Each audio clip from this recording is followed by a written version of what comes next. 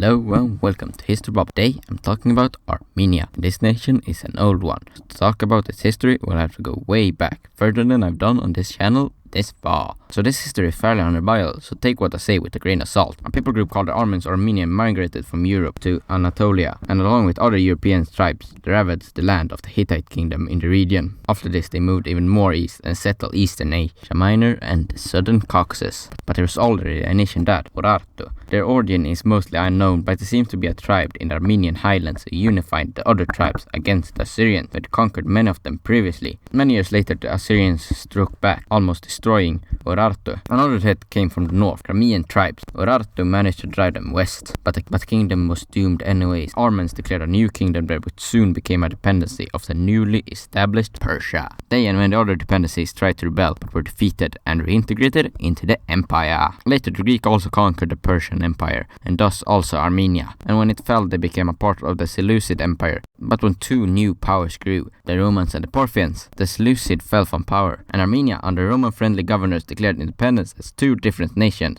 under their governor Artaxerxes and Sariardres, former building a city in his name, and many people migrated to those kingdoms. Parthians, who had now conquered most of the old Seleucid Empire, now tried to conquer Armenia, but were unable to do so tried again. Same result. One of these rulers to repulse the Parthians was Tigran II, or the Great. He also got into conflict with a nation called Sophene and conquered them and entered an alliance with Pontus. His next move was to invade Cappadocia, but there they were already allies with the Romans, who came to their aid and drove back the Armenians. But he still kept on, and when the Romans got into a civil war, they got the advantage and took land from them. With all this new land, he sought his old rival Parthia, which had grown weaker while Armenia had grown stronger. So he invaded and conquered much of the nearby land. He was even invited to Antioch and given the now almost destroyed Seleucids crown. To be closest to all of their subjects, the Armenians needed a new centralized capital, and they started to build one called Tigranocerta in the king's name. To fill his new city with people, the Armenians deported many of the newly conquered subjects to take residence in the capital. He is said to have 3 sons with his wife.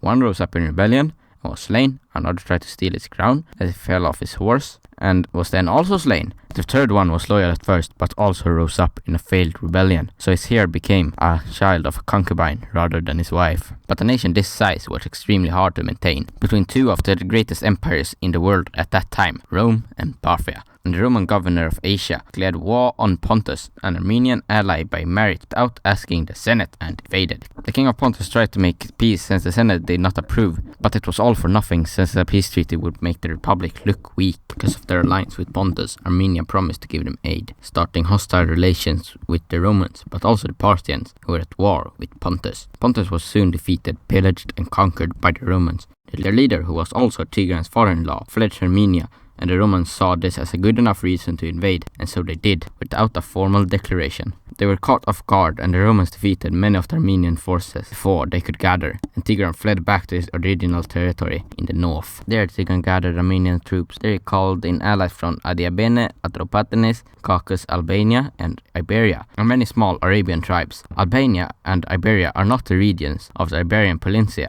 or Balkan Albania, but rather the modern places of Georgia and Azerbaijan. With this capital, the Parthians soon started to besiege the Armenian capital, and with this done, Tigran abandoned their previous plan of cutting Roman supplies. Instead, he opted to save his treasure, wife, and concubines in the capital, and so he did, with 6,000 of his cavalry. But when they engaged the Romans in battle later, they were utterly crushed, and they later managed to regroup. In another battle took place, and Armenians were about to win when the Roman ordered a last desperate charge, throwing both armies into retreat, neither of them winning the battle. The Romans tried a few more times to crush the Armenians and their allies, but were unable to do so, and the winter soon came, and it was harsh, forcing the Romans to withdraw, and the next few years the Armenians took back all of their lost territory, and also Pontus, and put it under their dominion. But one of Tigran's sons, also called Tigran, wanted the Armenian crown and was aided by Romans in invading his father's country, and the king fled to the mountains, and his son were later left with his own army without aid from the Romans, and so the older Tigran attacked and defeated him. The Romans set out to defeat the army, but when they stood against each other, the king came forth and asked for peace, and renounced all his conquest in Asia Minor and Syria, and giving Sophne to his son. But this was short-lived, as Tigran of Sophne was discontent and wanted all of Armenia, so started scheming with Parthians, but they were discovered and imprisoned by the Romans. Armenia was now in the shadow of its former self, and Rome had conquered most of eastern Mediterranean and could easily defeat them, and it was same for the Parthians.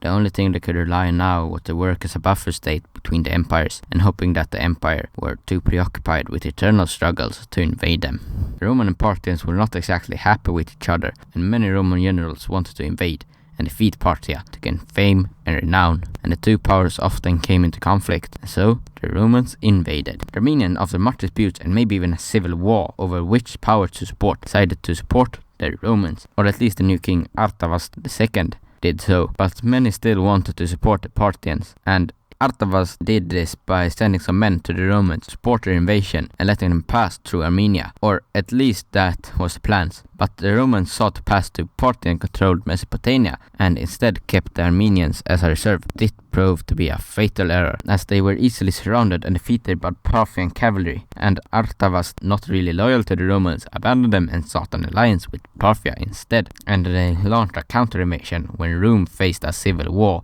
and occupied Antioch and other Syrian cities. Rome sensed recovered under powerful second triumvirate, and Mark Antony, the Roman governor of the east, took back Syria. So Artavasd, being the sneaky bastard that he is, tried to support the Romans again by sending troops disguised as Romans to support them and let them pass through their kingdom. But the Romans were defeated before they could reach Armenian borders, and it was believed that Artavasd had betrayed them by setting up a trap. He was later invited to a feast by Antony, and even though he suspected treachery, he accepted and was captured and sent to Egypt. After this, his son took power, and had been in Parthia for a long time, so they made him a puppet of them. But Rome invaded again and put their own puppet, another son of Artavasd, to the throne. Armenia now saw many years of Roman influence, but were unhappy, and believing they had Parthian support, they rose up in rebellion. But the Parthians backed off, and the Armenians were defeated, and the Romans put a Median puppet instead of an Armenian in Armenia. Ending the Artaxias dynasty of Tigran the Great. After the end of the dynasty, Rome had an even harder time controlling Armenia, and Parthia tried to sway the Armenians into their favor, sending diplomats and nobles there. But after a few years, the Romans successfully found a good puppet king who kept the Armenians happy enough. But after his death, the Parthians put a subject of theirs to the throne, leading to Armenia becoming a battleground for the two largest powers in the world, discounting China. These battles eventually led to Parthian victory, and the Parthian king put his son on the throne. The king of Caucasian Iberia also invaded and took over the capital, basically taking control over the country. The Parthians soon drove them away, but when they retired for the winter, the Iberians came back again and ravaged the nation until Sparta threw them out once again. The Romans now attacked Armenia in a war with Persia, destroying one of its major cities, Artasat, and tried to do the same with Tigranocerta, but the Parthians drove them back. But after a bit more fighting, they made peace and agreed to make a man named Tiridates, or Tiridat, the king of Armenia. He was sent to Rome to be given a crown, and it was one of the most expensive festivities in the history of Rome, and it was held by the emperor for this occurrence. And because of this, Tiridat renamed the rebuilding city of Artasat to Neronia in Emperor Nero's honor. Because of this, Rome now saw Armenia as their ally instead of Parthians, as it had been before.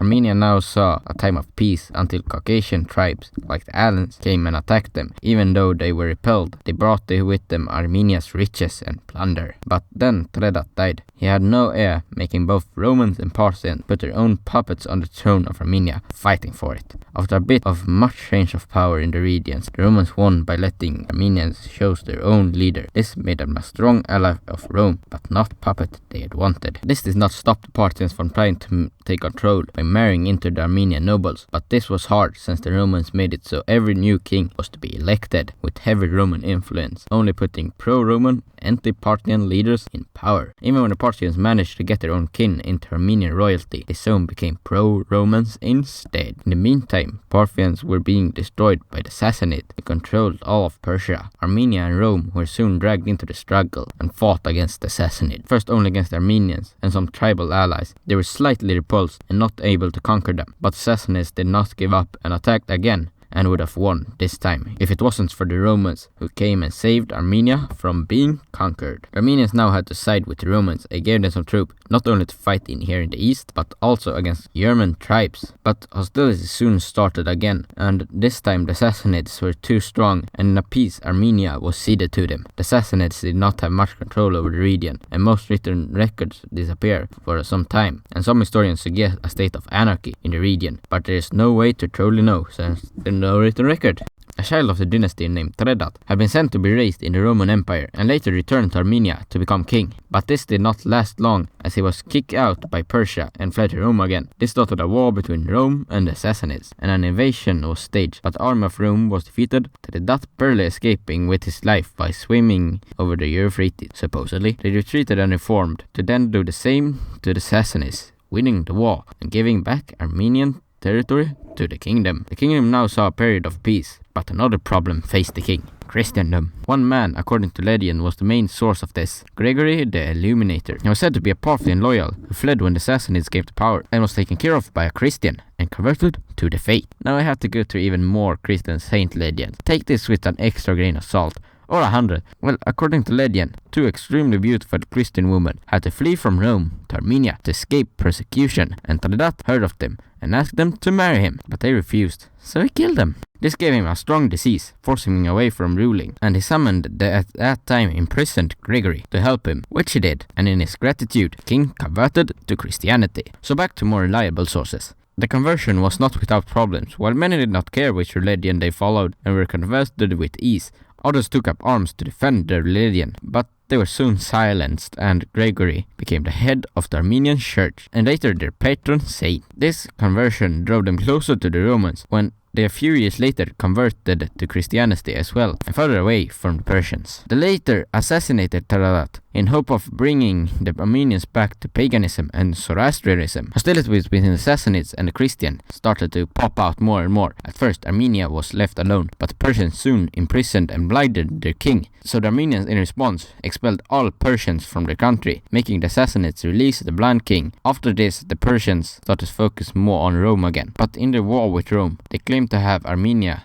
getting them into the war to prove them wrong. The Romans attacked, but could not break through the Sassanid territory and was forced to give up the war, leaving Armenia for themselves. Armenia managed to hold on for 4 years, but their defeat was inevitable. Now Armenia became a Sassanid puppet. Vromshapu was one of these kings who managed to keep the country in check by both gaining the support of the pro-Roman and pro-Persian faction and centralizing the faith. But his most influential accomplishment must be the creation of the Armenian alphabet, starting the written history of Armenia from their perspective. Vromshapu later traveled through Armenia, opening schools and spreading both the language and religion. This helped both the intellectual part of Armenia and the forming of the national identity, binding the people together. This also helped the Armenian church to grow. Soon the text also spread to the Roman-controlled Armenia Minor. After some Christians burned Zoroastrian temples in part of Persia, they became way stricter towards Christians in the empire, prosecuting them instead of giving them autonomy as they had done before.